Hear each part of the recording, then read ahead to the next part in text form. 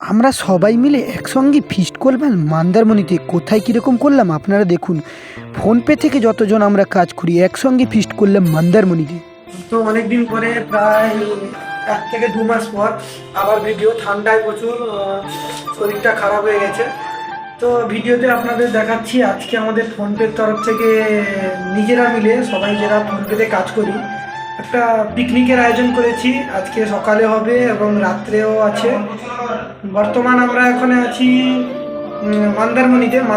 তো আপনাদের কি দেখাবো, সারা জীবন মন্দারমণির ভিডিওই ছাড়ি। মন্দারমণিতে একটা হোটেলে এসেছি, ছোটো মোটো হোটেল, এত বাজেটও নেই। এখানটায় এসে কোথায় কোথায় কি কি করছে ওগুলো দেখায়। মন্দারমণিতে এটা একটা হোটেলে আছি, যেই হোটেলটায় এই দেখতে পাচ্ছেন নিচে আনাজ কাটা আরও চলছে।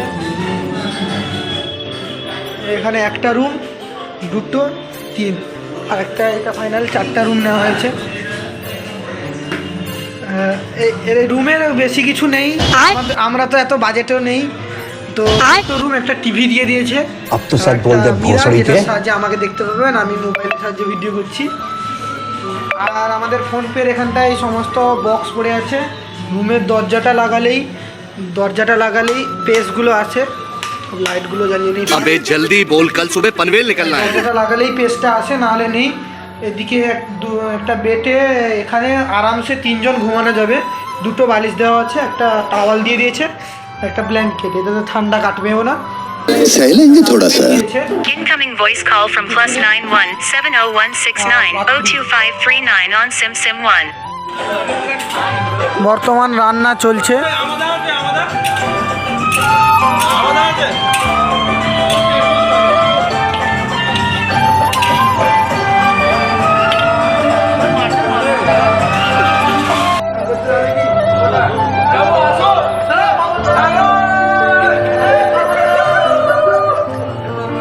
দুপুরবেলা রান্না হয়ে গেল, সবাই খেয়ে নিলাম। মাছের টক, সঙ্গে ছিল মাছের মুড়ি ঘন্টর মতো একটা।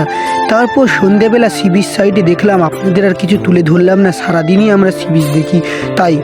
আর এইটা একটা রিসোর্ট, এখানটা একটু চাটা খেয়ে চলে গেলাম শৌলা বীজের উদ্দেশ্যে। শৌলা বীজে ফটোশ্যুটিং করলাম। ফটোশ্যুট হওয়ার পর যেই বীজটার ভিডিও আমি কিছু ক্লিপ আপনাদের সামনে তুলে ধরেছিলাম, সেই বীজটা দেখতে পাচ্ছেন। এই যে শৌলা বীজ, এখানে আমাদের বস একটু পাগলামি করে দিল সবার সামনে। তারপর এই বীজটাই ছবি টবি তুলে আমরা বেরিয়ে গেলাম আমাদের মেন উদ্দেশ্যে। এই দেখতে পাচ্ছেন বস আমাদের একটু বক্তৃতা দিচ্ছে সবার সব উদ্দেশ্যে, আমরা কত খারাপ কাজ করি, কি আমরা ভালো কাজ করি। বস আমাদের সকালে চেটে দিচ্ছে, বলছে এই ছেলেটা দেখতে পাচ্ছ সব থেকে লাস্ট পজিশনে আছে, এরকমই বলে আমাদের চলে এলাম। তারপর এই যে দেখতে পাচ্ছেন একটা গোল মিটিং হচ্ছে, যেখানটায় আমরা সবাই মিলে আলোচনা করছি কি না কি হবে। এই দেখতে পাচ্ছেন বস আমাদের সমস্ত কিছু বোঝাচ্ছে। তো এইখানটায়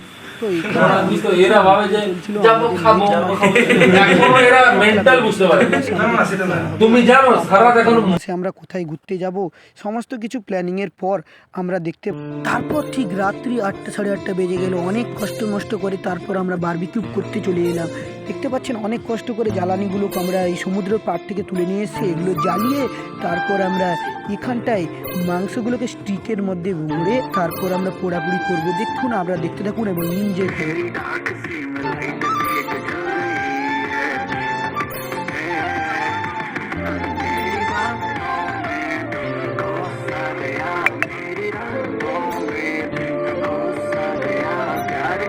जिसको फाइनली वो हो सा गया, फाइनली रहा ना पहले से शायद समझ में कुछ न आए, बोलो ना क्या किया जाए, आंखों से नीले गाया खुश मैं।